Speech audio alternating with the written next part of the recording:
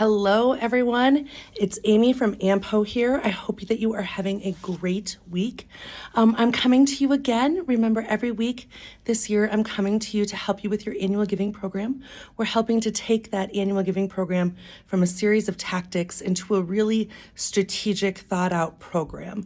And I'm coming alongside you to walk with you every week just to give you some guidelines on where you should be with your program and some things that you can be doing to really take that to the next level. So where we are is that you should have your impact report to the printers. We talked a lot in the last month about the impact report, about what we were going to do with that. So as a reminder, this is a report that goes out to the previous year's donors, and it accomplishes two things. What it does is it talks to them about their giving, and so it gives information about the giving that they did last year. Maybe if you have space, you're also including information about the previous, or about their lifetime giving, but with emphasis on the previous year's giving. And it also tells an impact story. So it's also telling those donors what impact their giving made.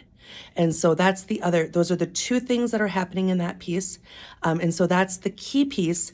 Like I said, that should be at the printers. You should be looking at that getting put in the mail later this week, early part in next week, so that your donors will have that.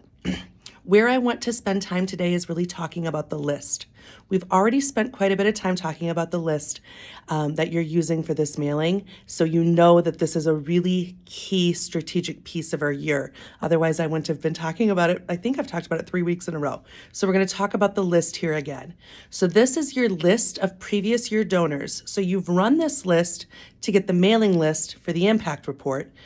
You had to include information about their previous year giving, and if you were including lifetime giving as well, that was all included on this report. So you have the report now of everyone who's given in the past year and their previous year giving and probably their lifetime giving as well. This report is gold. This report is very strategic for how your annual giving program is going to move forward this year, because this report tells us who we should be talking to. And it tells us who we should be paying most attention to as we start to put together the rest of the strategic pieces for the rest of our annual giving year.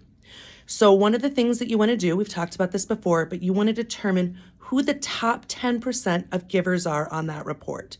So look at it, run it so that you get the top donors from last year, top donors lifetime, and you're going to see kind of a natural break point. You're going to see a point where there's kind of a drop off, or there's kind of a nice number that's a workable number for you to look at managing this year for conversations, individual conversations with donors. That's the break point of who you're going to consider your top 10%. So math is kind of a little fluid here.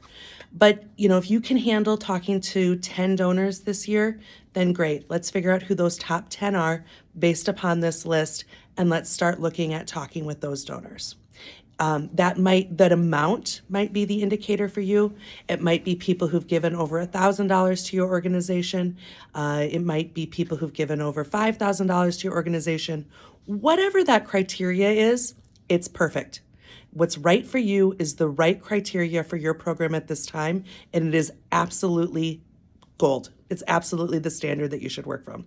You should be very proud of the fact that you have that identified. There's a whole lot of folks that don't have that identified. So you doing that is a huge step in making this more strategic. Don't worry about the number. Don't worry about how much they've been giving. Don't worry about how many of them you have. You have your people. That's all that matters. And that is amazing, and you're doing great. So now what you're going to do, now that you know who those people are, this impact report becomes our first time when we can engage with them in a different way. So maybe you have an opportunity that you could hand deliver that report to them. Maybe you've printed that report in-house and you can pull their envelope out and be able to hand deliver that impact report to those donors.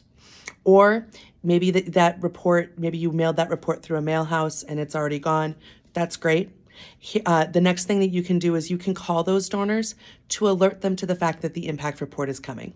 Just wanted to give you a quick call to let you know that your impact report is in the mail. I look forward to hearing your thoughts on it. And I also just want to make sure that the giving that we have reflected in that report is accurate compared to your records. That's the kind of message that you can leave for those donors, or the conversation that you can have with them if you get a chance to talk with them. That's another thing. You want to check in with your top donors to make sure that the giving that's reflected on the report is accurate in comparison to their records. If there's any challenges, you want to try to get those figured out and straightened out for those donors. Maybe you have a situation where you have a married couple and one gift got recorded on the one partner and the other gift got recorded on the other partner. And so when you mailed that report out, maybe you mailed 2 impact reports because you were mailing one to one partner and one to the other partner, and you want to look at combining those records. That might be a situation that you might encounter where your records don't reflect the records of the donor. Another thing that you're going to want to do is set up a time when you can meet with these donors. These are donors that you're going to want to start engaging with on a deeper level.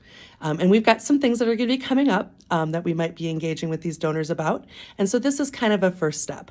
Set up a time to meet with them. Maybe you want to go to coffee. Maybe you want to invite them into your location so that you can give them a tour, whatever that is. But try to get a chance to meet face-to-face with them. Some questions that you really want to figure out is, why are they giving to your mission? And do they have any future plans for their giving already to your mission? You really want to understand their why and try to really get into what their motivation is for being so supportive of your mission. So there it is. We're starting to transition a little bit. We're going to head into a time here where we're going to start to really get a little bit more strategic in our work. It's not, we've had some boxes that we needed to check in the last month. And so now we're going to really take some time to start thinking strategically.